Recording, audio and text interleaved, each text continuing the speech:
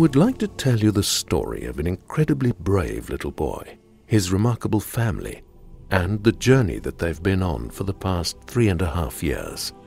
A journey that started on New Year's Eve of 2009 and will doubtlessly continue for decades to come.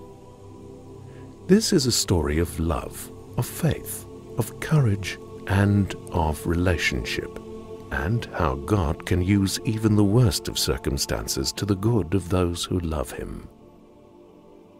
The Van Pletzens arrived in Strasbourg on the afternoon of 31st December to celebrate New Year with friends. The two sons rode their bicycles around the yard, whilst the adults unpacked and caught up on the year that had passed. Nobody could have foreseen how the lives of this picture-perfect family, and in particular that of their handsome and talented youngest son, were going to be changed forever in a single moment of instinct and reflex. It's the story of what initially sounded like just another boy being bitten by a dog. A few scrapes, nothing too serious. But the reality was that in one movement, the bite to Ulrich's face had removed in a single piece his entire nose, upper lip, outer portions of the lower lip, and a segment of his upper jawbone and teeth. Upon arrival at the hospital, Ulrich was rushed directly to the operating theatre.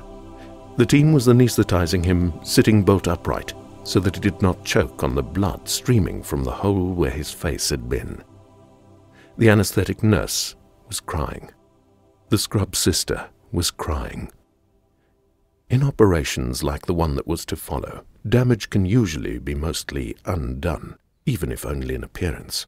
Prosthetic eyes are indistinguishable from real ones. A wig can hide a burnt head. But the mid-face is what we use to interact with our world, the smile of recognition, the subtle nuances of attraction, the grimace of effort or disappointment. These are all visible broadcasts of our thoughts and emotions, not only the content, but also the mood of our speech. These subtleties are inconceivably delicate and simply cannot be reconstructed if lost, regardless of the abilities of the surgeon.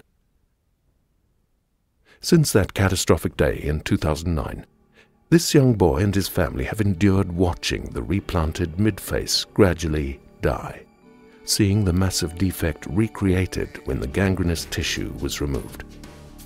They have experienced the aggressiveness of wound contracture as the defect shrank and healed, distorting the surrounding tissues as it progressed. But in the face of this unimaginable disaster, our merciful and loving God made sure that Ulrich had the perfect family and support network to make his struggle bearable. And then there is Ulrich. He carries himself with poise. He looks all around him in the eye with confidence and presence. He engages and interacts on every level with his peers and his environment.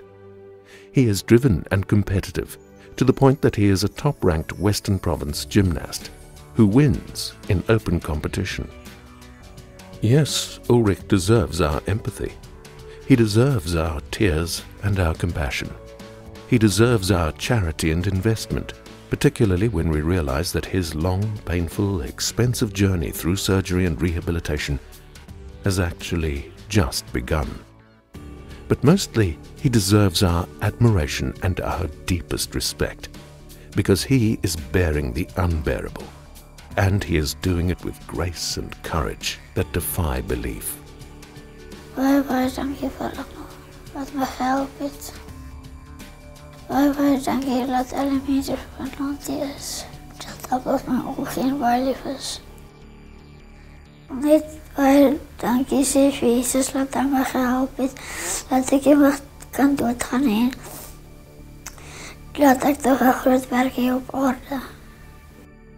Unfortunately, Ulrich is not the only one.